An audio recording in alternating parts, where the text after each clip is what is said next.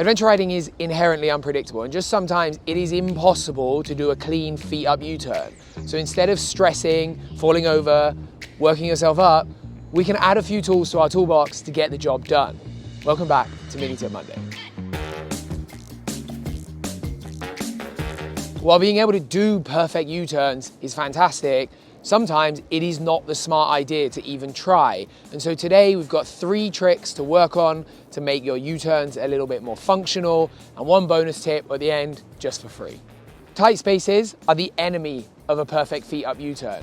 The steering on this Triumph Tiger will not allow me to turn in the space that we've got here. I can stretch it, I can lean it over a ton, I can maybe even squeeze in a rollback attempt, or I could just make my life easier. In this video, I am gonna break some traditional rules, but before you touch the keyboard, we've been here before. I made a video very similar to this a long time ago, so go and read those comments before you start typing. You, I see you, get away from that keyboard. The idea is that I'm gonna foot my way around this turn using my inside foot as a safety guide. The idea of doing the U-turn this way is that I can ride slower and more carefully and not risk falling off in an awkward place in the middle of nowhere alone. We got sound levels. The method for learning this is a simple 3-step process. To start with, I'm gonna sit on my bike with 1 foot on the foot peg and the other foot on the ground, and I'm gonna make sure that my weight is really into the seat and not on the foot that's touching the ground. I need my balance to be in the bike. Once I've done that, I can then practice lifting my foot up and not losing my balance as I go. You can see when I do this that the more my weight is in the seat, the less the balance of the bike changes. And the more my weight is on the floor through my foot, the more the bike moves around.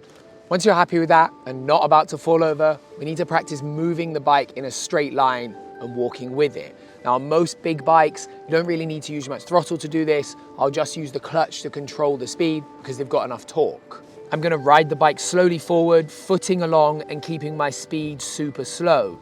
This gives me the control of the bike necessary to U-turn safely. Notice how my foot moves in big, smooth movements. This makes a big difference to how easy this is. Once you're feeling pretty confident with that, we can take those 2 lessons and start practicing our foot down U-turn. There are, however, 3 more things to consider. Looking up and where you want to go is very important. Don't ignore the ground, but don't get stuck looking at your front wheel. The clutch position needs to be pretty consistent. Find a place where the bike moves forward at a nice speed and keep it the same. Playing with the clutch changes the balance and it makes this much harder. Lastly, we only turn around our foot that's on the ground. It leans the bike over a little bit more and makes the turn much tighter. This last tip is a nice simple one. From time to time, you might find yourself trying to do a tight U-turn in a place where you kind of can't, and that inevitably leads to the 2-legged shuffle, this delightful, beautiful, awkward, backwards going mess.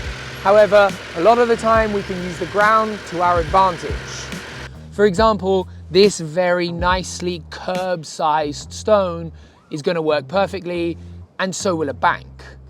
The idea of this is that I can ride into the curb and then use the backward momentum of rolling off it to gain some backward speed. To do this, I'll gently ride into the curb, and just as I reach the height I want for the front wheel, I'll disengage the clutch to roll backwards.